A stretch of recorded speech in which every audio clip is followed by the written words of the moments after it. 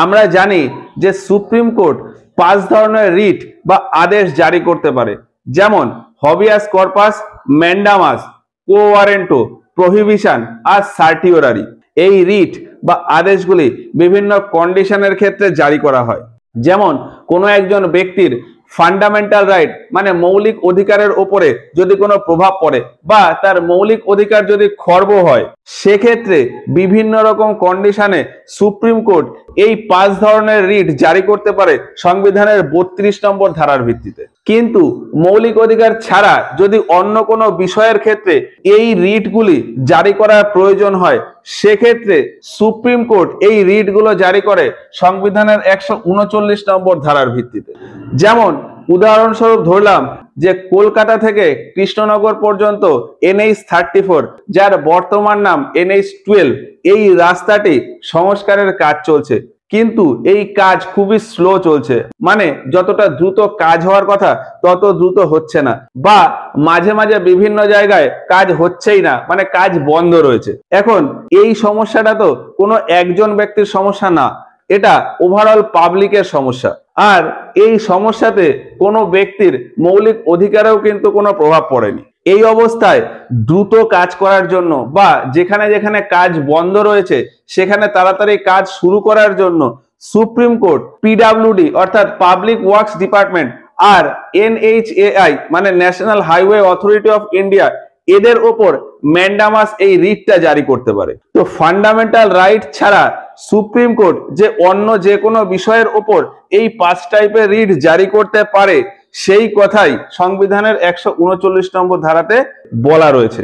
ভারতীয় সংবিধান লাগু হয় 1950 সালে, কিন্তু 1976 সালে গিয়ে 42 নম্বর সংশোধনের মাধ্যমে এই 139 নম্বর ধারার ভিতর আরেকটি নতুন ধারা যোগ করা হয়, 139 A।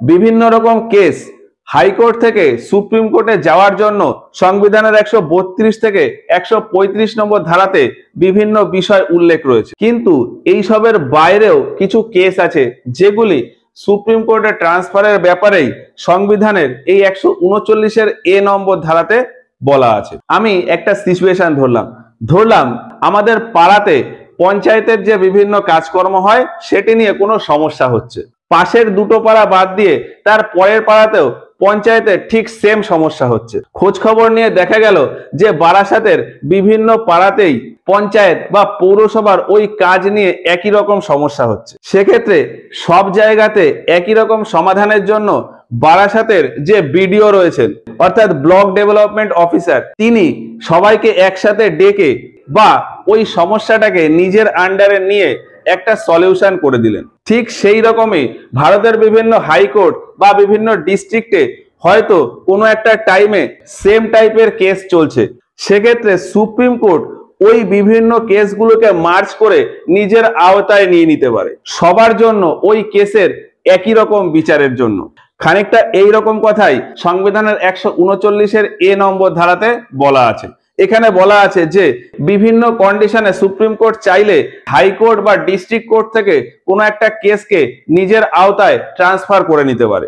সুপ্রিম কোর্ট যে কোনো কেসকে নিজের আওতায় নিয়ে নিতে পারে, সেটা তার নিজের ইচ্ছাতেও হতে পারে, বা কেউ হয়তো আবেদন করলো তাহলেও নিজের আন্ডারে নিয়ে নিতে পারে।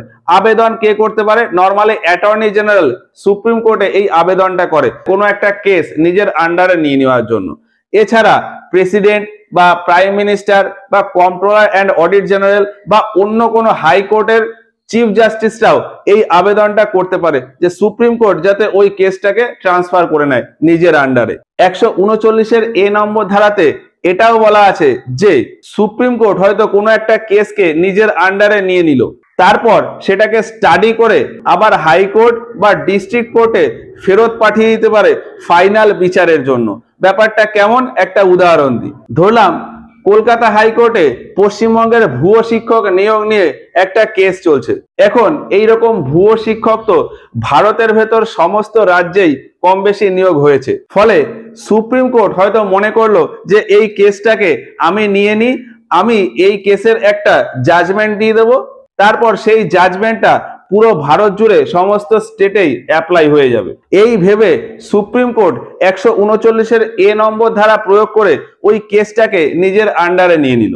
এখন সুপ্রিম কোর্ট ওই কেসটাকে ভালোভাবে স্টাডি করতে গিয়ে হয়তো দেখলো যে অন্যান্য রাজ্যের থেকে এখানকার সিচুয়েশন অনেকটাই আলাদা।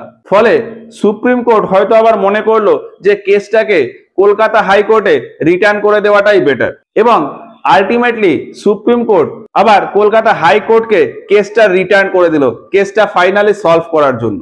এই রকমটা 139-এর এ নম্বর ধারার ভিত্তিতে করা যায়। এখানে সুপ্রিম কোর্ট আরো একটি কাজ করতে পারে। সুপ্রিম কোর্ট এখানে যখন কলকাতা হাইকোর্টকে ওই কেসটা রিটার্ন করে দিচ্ছে, তখন ওই কেসে কিছু বিষয় যোগ করে দিল এবং বলল যে ওই কেসের যখন ফাইনাল জাজমেন্ট দেওয়া হবে তখন সুপ্রিম কোর্টের এই বিষয়গুলোকে যেন গুরুত্ব দেওয়া হয়। মানে সুপ্রিম কোর্ট কেসটা রিটার্ন করার সময় ওই কেসে কিছু বিষয় জুড়ে দিল। সুপ্রিম কোর্ট হয়তো বলল যে যারা ভুয়ো শিক্ষক নিয়োগ হয়েছে তাদের সম্পর্কে সঠিক ইনভেস্টিগেশন হোক, এবং ওই শিক্ষকদের ভেতর যারা স্কুল বা কলেজে পড়ানোর কাজ না করে অন্য কাজ করেছে বা ফাঁকি দিয়েছে তাদেরকে বিভিন্ন রকম কাজ দেওয়া হোক, এবং তাদেরকে একটা টার্গেট সেট করে দেওয়া হোক যে তাদেরকে এমন ভাবে পড়াতে হবে যাতে তাদের পড়ানোর মাধ্যমে এতগুলো স্টুডেন্টের 80% মার্কস এসছে। তো আলটিমেটলি 139-এর এ এই ধারাটি বলে যে সুপ্রিম কোর্ট হাইকোর্ট বা ডিস্ট্রিক্ট কোর্ট থেকে যে কোনো কেসকে ট্রান্সফার করে নিজের আন্ডারে নিয়ে নিতে পারে ওই কেসের জাজমেন্ট দেওয়ার জন্য। তবে সেটা অবশ্যই সাবস্টেনশিয়াল কোশ্চেন অফ ল হতে হবে, এবং সেই কেসটাকে আবার হাইকোর্ট বা ডিস্ট্রিক্ট কোর্টে রিটার্নও করে দিতে পারে। আবার ওই কেসে কিছু সাজেশন বা রেকমেন্ডেশনও দিতে পারে। এবার আর একটা বিষয়, কোর্ট বা জুডিশিয়ারির মেইন কাজ হলো বিচার করা, মানে জাজমেন্ট দেওয়া, কিন্তু এর পাশাপাশি দেশকে সঠিকভাবে চালানো এবং সংবিধানকে সঠিক রাখার জন্য অন্যান্য বিভিন্ন রকম কাজ সুপ্রিম কোর্টকে করতে হয়। আর সেগুলি করার ক্ষমতাই হলো সুপ্রিম কোর্টের অ্যানসিলিয়ারি পাওয়ার বা আনুষঙ্গিক ক্ষমতা। সুপ্রিম কোর্ট বিভিন্ন কেসে জাজমেন্ট দেওয়ার পাশাপাশি তার যে এই বিভিন্ন রকম কাজের ক্ষমতা প্রয়োগ করতে পারবে সেটাই সংবিধানের 140 নম্বর ধারাতে উল্লেখ রয়েছে। আনুষঙ্গিক কি কি ক্ষমতা সুপ্রিম কোর্টের আছে সেটা এর আগে বা অন্যান্য ভিডিওতে বলেছি, তবুও পয়েন্টগুলো একবার ওভারঅল উল্লেখ করি।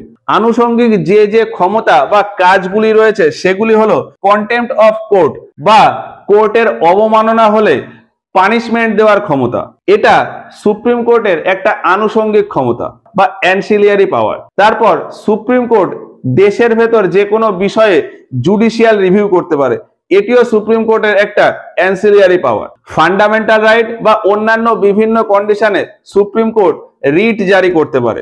দেশের বিভিন্ন প্রয়োজনে বিভিন্ন ব্যক্তিকে, মানে প্রধানমন্ত্রী, রাষ্ট্রপতি, অ্যাটর্নি জেনারেল বা কন্ট্রোলার অ্যান্ড অডিট জেনারেল অর্থাৎ ক্যাগ বা অন্য কাউকে জুডিশিয়াল অ্যাডভাইস বা আইনি পরামর্শ দিতে পারেন, মানে অ্যাডভাইজারি জুরিসডিকশনের পাওয়ার। এটিও সুপ্রিম কোর্টের একটি অ্যানসিলিয়ারি পাওয়ার। সংবিধানের সমস্ত শব্দ বা বিভিন্ন শব্দের সঠিক ব্যাখ্যা করার ক্ষমতা, অর্থাৎ পাওয়ার টু ইন্টারপ্রেট দ্য কনস্টিটিউশন, এইগুলো সবই হলো সুপ্রিম কোর্টের অ্যানসিলিয়ারি পাওয়ার বা আনুষঙ্গিক ক্ষমতা। এখন এই সমস্ত ক্ষমতা সুপ্রিম কোর্ট কিভাবে কি প্রয়োগ করবে সেগুলি অন্যান্য বিভিন্ন ধারাতে উল্লেখ রয়েছে। আর সংবিধান অনুযায়ী আইন তৈরির মাধ্যমে সংসদ সুপ্রিম কোর্টকে এই ক্ষমতাগুলো দেয়, এবং ভবিষ্যতেও যদি আরো কোনো ক্ষমতা সুপ্রিম কোর্টকে দেওয়ার প্রয়োজন হয় সেক্ষেত্রেও আইন তৈরির মাধ্যমে সংসদ সেই সমস্ত ক্ষমতা সুপ্রিম কোর্টকে দেবে। এই কথাই সংবিধানের 140 নম্বর ধারাতে উল্লেখ রয়েছে। তো এই হলো সংবিধানের 139 আর 140 নম্বর ধারা। আশা করি এই ব্যাপারগুলো বুঝতে পেরেছো। ক্লাসটা যদি ভালো লাগে তাহলে ভিডিওটাতে একটা লাইক করো। এই ক্লাসগুলো নিয়ে তোমাদের মতামত আমাদেরকে কমেন্ট বক্সে জানিও। আজকের মতো ভিডিওটা এই পর্যন্তই। দেখা হচ্ছে এর পরের ভিডিওতে সংবিধানের 141 আর 142 নম্বর ধারা নিয়ে।